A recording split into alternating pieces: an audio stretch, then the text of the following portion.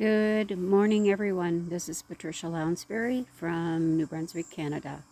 And the channel is called Faith in the Storms. I had a channel called Living in Kindness, but somehow, and for whatever reason, it won't let me back in. It keeps telling me my password's wrong. I cannot change it. And even the email I put in, but they're wrong. And it's wrong, and I've tried to get a hold of YouTube and of no avail. So please just go and look at those videos. There's a lot of, I believe, good content for people who are struggling and hurting, and just sharing my life. But today I want to go back to faith in the storms.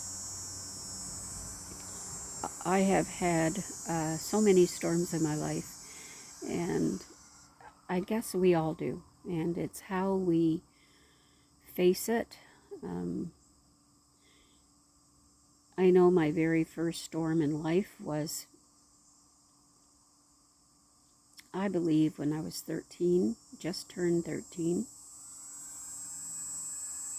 And my sister had died, and on the 15th of December, she was buried on my 13th birthday. She was 17 years old. And again, if you go back and watch the others, you'll hear that. And so through this time, when my mom found out, she had been living with us 6 children after leaving my dad 4 years earlier, because of circumstances she couldn't live in anymore. And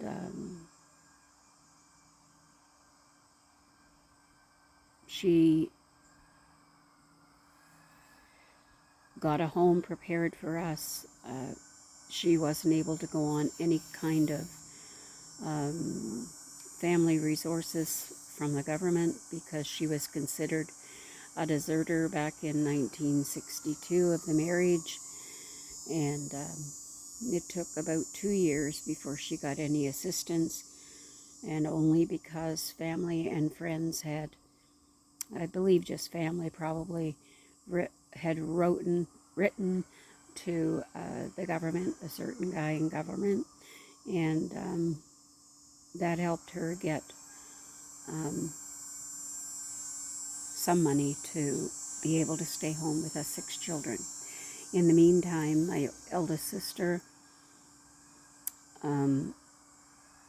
Evelyn, back in 62, she would have been 13.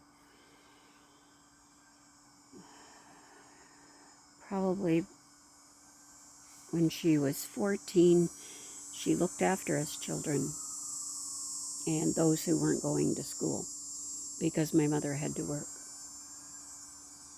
We lived in a 1-bedroom and kitchen, living room combined, small, very small. If it was 20 by 20, that would be maybe lying, but I think around that. And of course, we all slept together. We didn't have a table. I can't even remember about a sofa. But the table we did have was a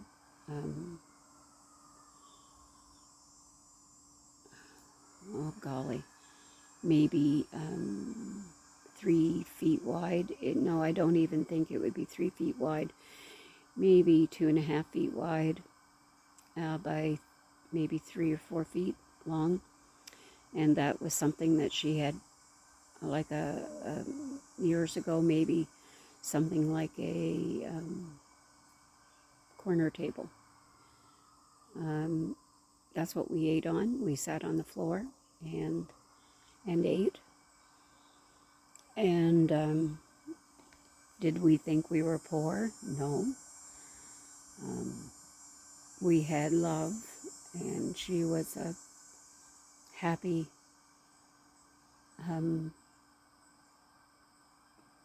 she played with us, she skipped the rope, she played hopscotch, she did all these things with us. When she left him, she was, let me think, she was 32 years old. So she was fun, yet having the responsibility of having 6 children. Her dad and her brother cut down or got some lumber, which was green. They built us a small house with 2 tiny, tiny bedrooms, one big enough for a double bed and one big enough for a single.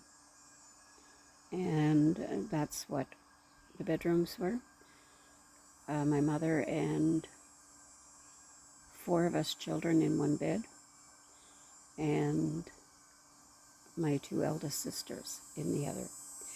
Now, when we left, there were children from the ages of 2 to 13, and I being in the middle. I was, I believe, 8, and going on 9, I guess, in December. So we lived like that, and until I got married. And she gradually, Evelyn had passed, and that's the time that I knew of God, but I didn't have him as my Lord and Savior. But he was there, and my mom would play records of beautiful country singers, Kitty Wells, basically. That's who I can remember singing gospel songs. And so we heard the love of Christ in those songs. My mother had on the wall, only one life, 'twill soon be past, only what's done for Christ will last.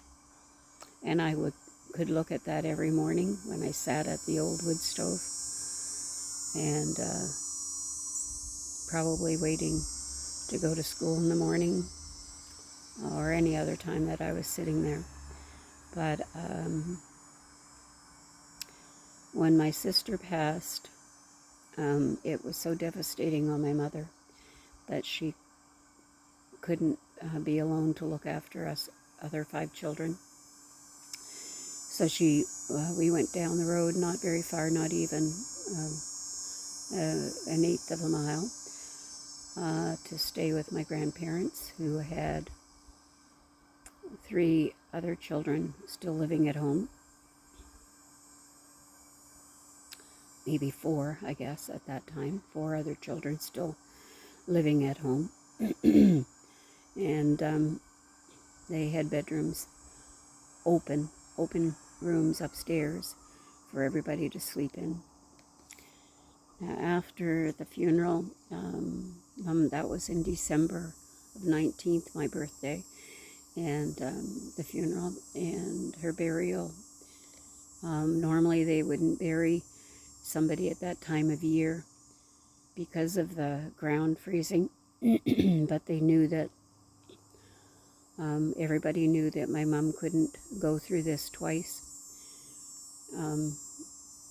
that she was devastated as it was, Evelyn being her oldest daughter. And so they allowed the ground to be dug up to have a burial for my sister. And so that's what took place. We stayed at, excuse me, my grandparents' until March sometime, and in New Brunswick there is lots of snow back then and through the winter, and the times have changed. And my grandfather was a drinker beer, and he would get a bit nasty when he drank. A lot of people do change their personalities when they drink, and he did. And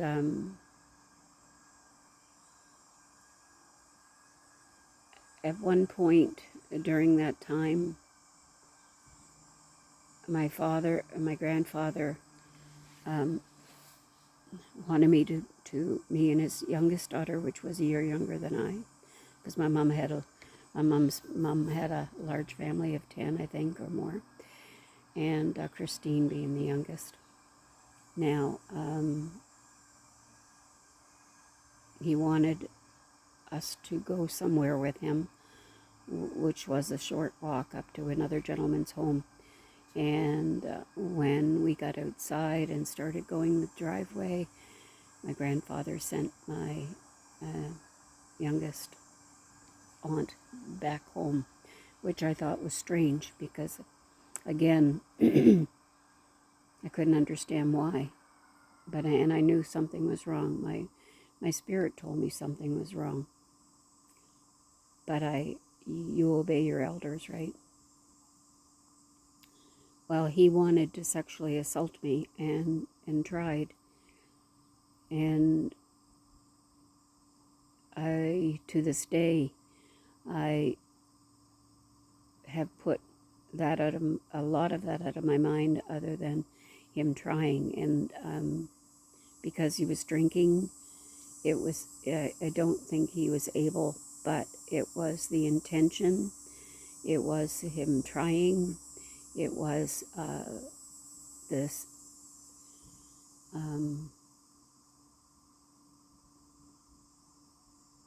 wanting to do this to his granddaughter. And I felt dirty. I felt no one would believe me if I told them. I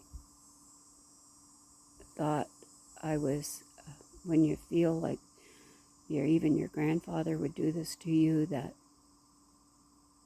you're no good. Why did he choose me? And then when he was on his way and I still going to this man's place, who there was a bootlegger. There was a gentleman on the side of the road who stopped me and told me my family was looking for me, that I better get home. And so what I did was I left and went home, and my grandfather didn't. He kept going to where he was going. And with that being said, I felt this guy knew. He had never said anything, and I felt, again, dirty, used, ashamed. And I guess that's the emotions that you would feel, right? And when I got back to my grandmother's, which wasn't very far, she asked me a question and then sent me on up to my room to bed. When I believed with my heart that she probably knew what he had done, or had a suspicion. But that I'm not sure of. That was just in my mind. I could never tell anyone. I'd never told my mother. I knew she couldn't handle that. And wasn't sure I would be believed. But anyway, years later, I have come to deal with that. That was always forefront in my mind, and I don't want it there anymore, because I have to let it go. You love somebody that does something like that, and you're taught to love your grandparents. But I came to dislike what he was like, hate what he was like, but to love the soul, the person, and be very wary of him, with any other person that he would be around. I would be watchful, and but that is something that I've dealt with, I've prayed about, and I believe that God has taken that pain away. And my pain didn't always, your pain never ends, because there's other situations and circumstances in life that we face. And with that, it was years later, because I was only 13. I did go to Sunday school. I did go to a children's vacation Bible camp, where you'd spend a week. I did that for 2 summers, a week each summer. So I learned more and more of God. And but today, I trust that the hardships I'm facing, by faith, I can get through it. In prayer with faith, I can get through it. And I just want to thank you for listening to me today, because that is faith in the storms years later. And if you have dealt with anything like this, you're not alone. You have nothing to be ashamed about. It was not you that caused it. You couldn't stop it. And I guess I could have said you're not, or run and struggled. But I was afraid. And I was just a little tiny girl.